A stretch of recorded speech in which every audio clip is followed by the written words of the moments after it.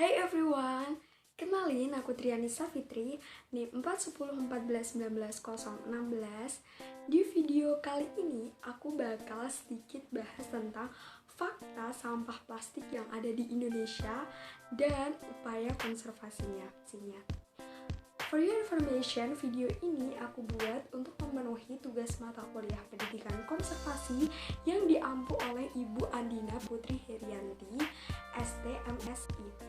Oke, langsung aja, happy watching! Fakta sampah plastik yang ada di Indonesia. Yang pertama, Indonesia merupakan negara yang memiliki populasi penduduk pesisir sekitar 187,2 juta yang setiap tahunnya akan menghasilkan 3,22 juta ton sampah plastik yang tidak terkelola dengan baik.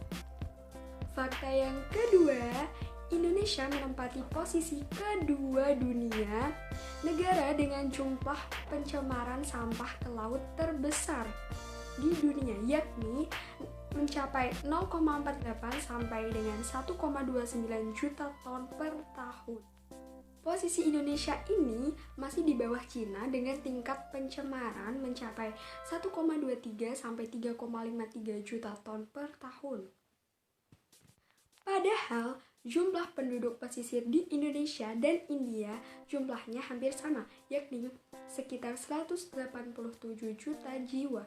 Namun, fakta menunjukkan bahwa tingkat pencemaran sampah plastik ke laut di India hanya sekitar 0,09 sampai 0,24 juta ton per tahun dan menempati urutan ke-12 dunia. Artinya, memang ada sistem pengelolaan sampah plastik yang buruk di Indonesia.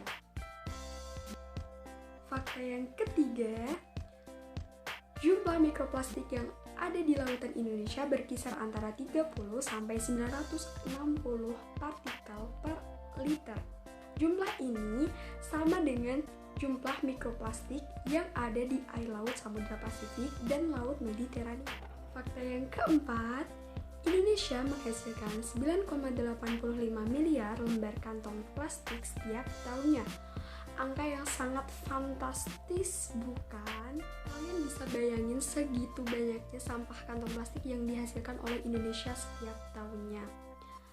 Sangat mengerikan. Fakta yang kelima, jenis sampah plastik yang paling banyak ditemukan di Indonesia adalah botol plastik, tutup botol, bungkus makanan, kantung plastik, sedotan plastik, dan juga styrofoam.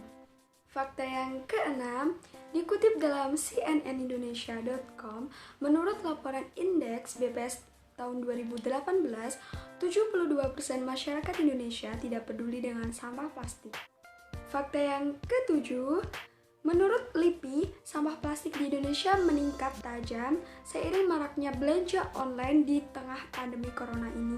Fakta yang kedelapan, sampah plastik tewaskan seekor paus di Wakatobi.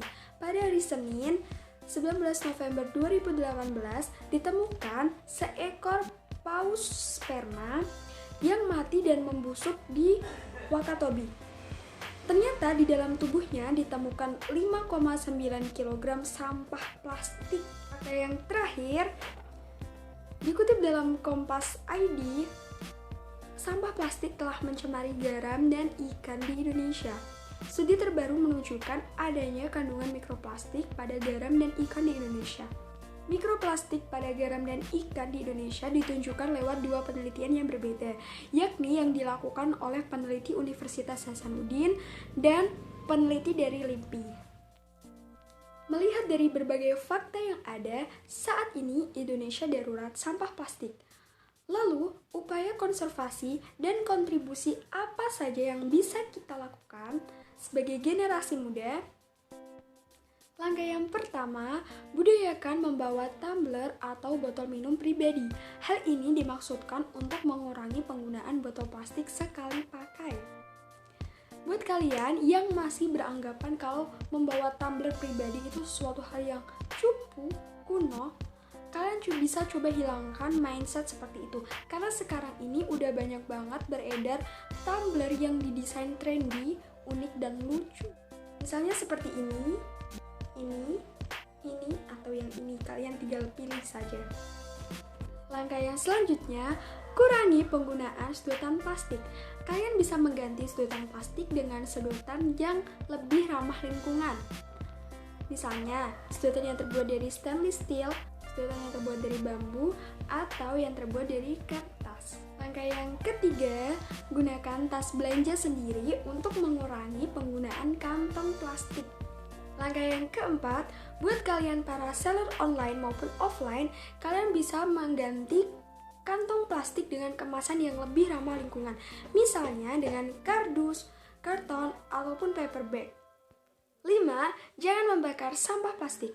Saat kita membakar sampah plastik, ternyata itu sama saja dengan kita sedang membuat racun, yang mana asap yang dihasilkan oleh pembakaran sampah plastik tersebut mengandung berbagai racun yang berbahaya bagi kesehatan. Misalnya, klorin, dioksin, karbon monoksida, benzoprena. Langkah yang selanjutnya, kalian bisa mendaur ulang sampah plastik sesuai kreativitas kalian menjadi barang-barang yang lebih berguna. Misalnya seperti ini. Oke, sekian video dari aku. Thanks for watching. Jangan lupa subscribe, like,